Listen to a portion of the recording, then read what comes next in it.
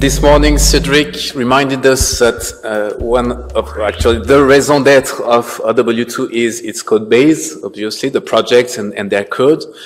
Beyond the code itself, another core idea at the origin of the OW2's consortium is to promote the market readiness and to support it of the OW2 project, of this code base, so as to meet the market requirements and to strive on the open source software market. This is why in 2010, OW2 has introduced a program called SQUAT, together with the concept of major projects.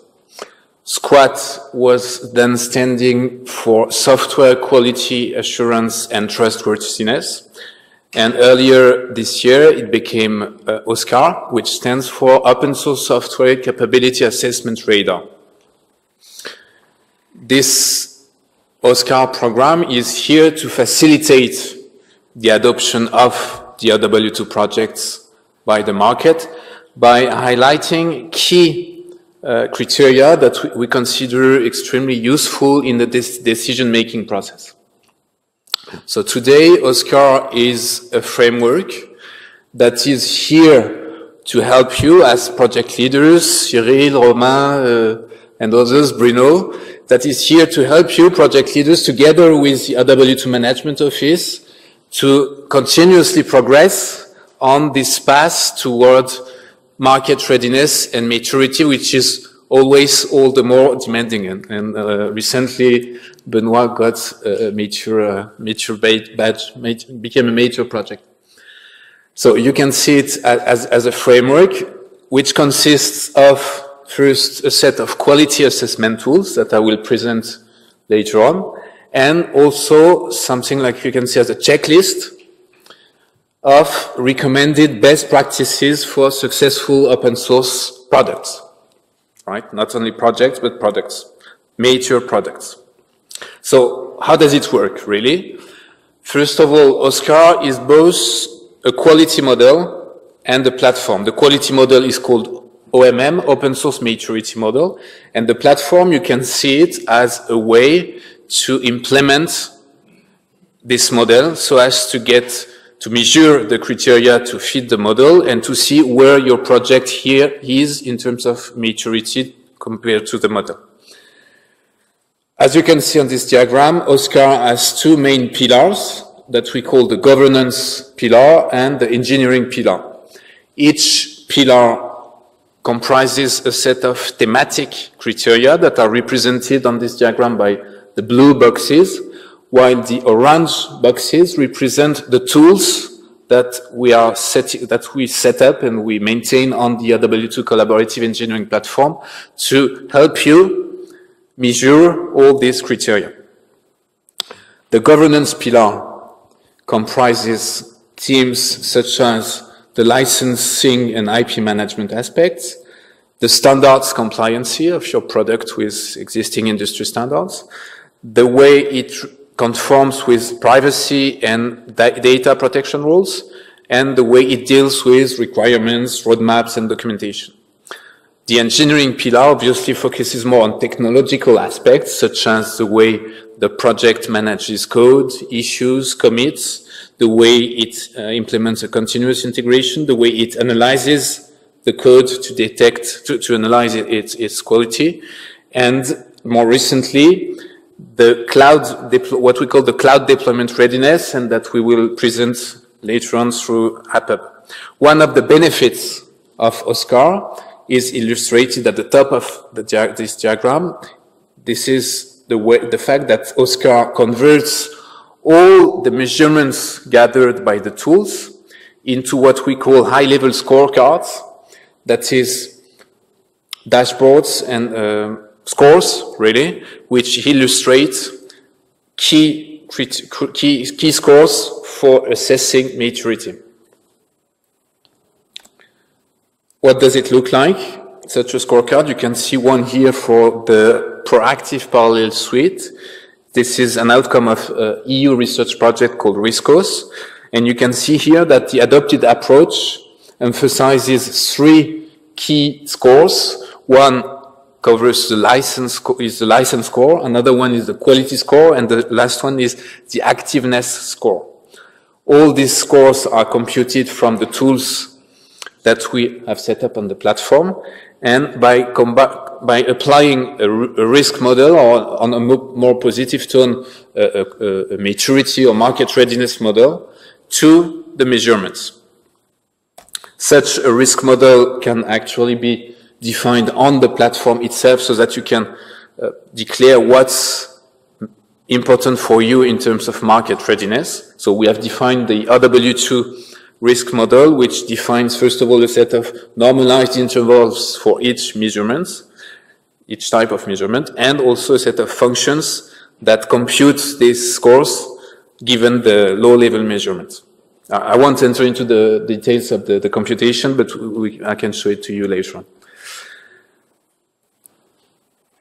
I will now describe briefly the tools themselves, the quality tools that you can see here as a list of reports together with the links to the data collected by the tools. The one for dealing with licensing historically that we use so far is Fossology, a project initiated by HP and managed today within the Linux Foundation. The one that we use for static analysis is SonarQube. We also use OpenHub since last year to measure activeness, and we use the self-declarative forms for the open maturity model. Let me show you a quick look of the dashboards that gather all these metrics. You can see 3 tabs here: licensing, code quality, and activeness. The licensing tab shows the metric extracted from and by Fossology, such as the number of distinct licenses found in the code, or the number of files without license. The metrics computed by SonarQube are presented on the second tab, such as a single line of code and the major breakage in code conventions that are spotted by the tool.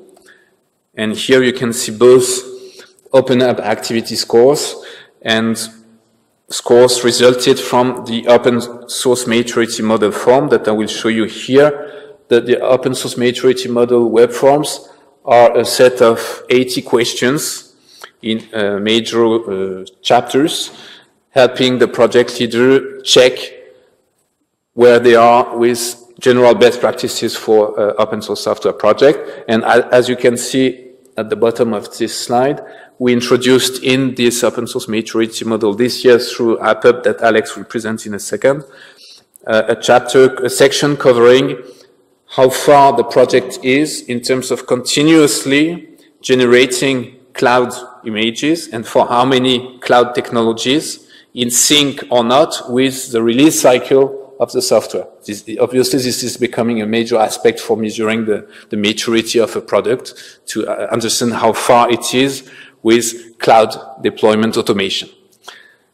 And this is why I will hand over now to Alex, because AppHub that Alexandre will describe is a major OW2 tool together with partners for supporting this cloud deployment readiness. Right. So how does AppHub fit with the OSCAR program in terms of cloud deployment readiness? Just a few words on AppHub itself. So technically speaking, AppHub is an H2020 support action which lasts 24 months. So it started in January last year and will end at the end of this year. It has 3 partners, being Fraunhofer Focus, is Yuri still around? Yes, OW2, which is here, and Ushsoft. And the goal of AppHub, why was it financed by the European Commission? The goal was to help the EU supported open source projects to meet what they call the delivery challenge.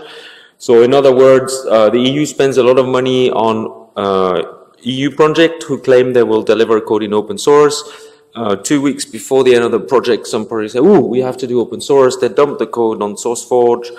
A month later, the project's finished, the website's disappeared, the code is there, nobody can use it. So that's to schematize. So what the EU wanted is to really give the project some tools to support them so that they can truly deliver their code in a way that's practically usable by the end user.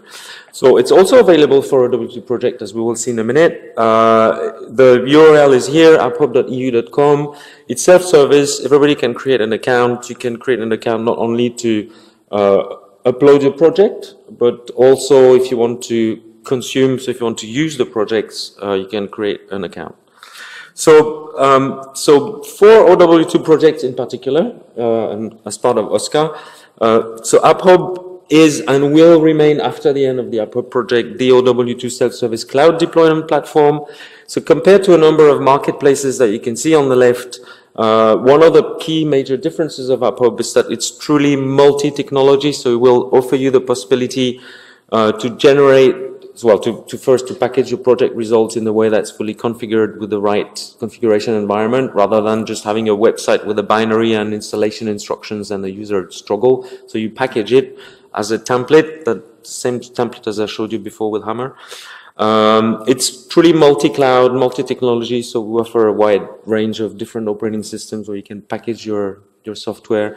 It's truly self-service. As compared to other marketplaces, anybody who has a project can create an account as a project and expose their results. So it's not only self-service for the consumer, but also for the quote-unquote vendor, for the producer. And it integrates with the OW2 OSCAR, as Stefan has mentioned before. And for OW2 project, you also benefit, of course, from the OW2 governance through the Technology Council, etc., etc.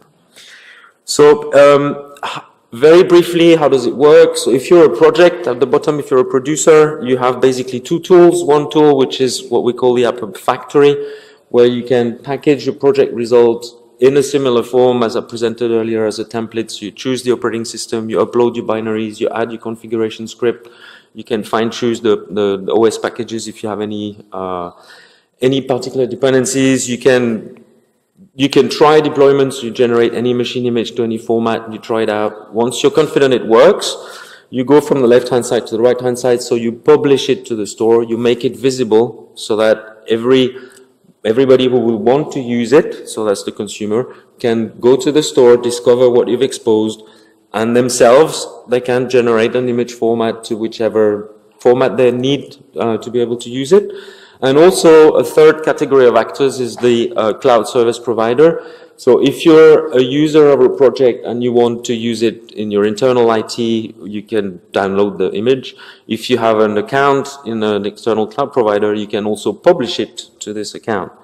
So in terms of the cloud, target cloud or VM formats, I did show the list earlier on, so we try to cover the maximum number of formats. There's, at the moment, we believe apart from IBM's proprietary format on top of OpenStack, which is, I just forgot the name. Anyway, apart from that one, we try to support them all. The user, the consumer of AppHub can register his cloud credentials if he's got one on any of those platforms. And for the cloud providers, so at the moment we've engaged through AppHub to a recruitment of cloud providers who want to expose their platform as one of the preferred platform. So of course, through Cloud Stack, we already show OW2 Stack. We have DreamHost now also, who's a company who provides cloud as on top of OpenStack, so that's DreamHost. And Nicula, who's offering a public cloud offering in France based on Cloud Stack. And of course, we do support Microsoft Azure, Amazon Web Services, Google Compute, and we're in discussion with Exalto as well, who's a Grenoble cloud provider, to see whether we could integrate them. So the number of OW2 projects already available on AppHub, so this is the list, you can check it out. So we've cheated a bit because I believe that we, AppHub, did them all. So, but we encourage except with Cliff, and I did work with Bruno there to do the Cliff template. And otherwise, we encourage every OW2 project to publish their own templates in the AppHub store. So you want to take the conclusion, Stefan? Sure. Thank you, Alex. So now, regarding AppHub and the OW2 marketplace, the idea is to get feedback from you, project leaders, to understand what you would dream of in terms of marketplace, cloud ready, or cloud platform, so as to refine the requirements of this platform and to derive a real business model around it, so as to grow the revenues of your products, of course. So we'll be happy with Alex to show you a further demo later on today. Thank you, or tomorrow. Thank you very much.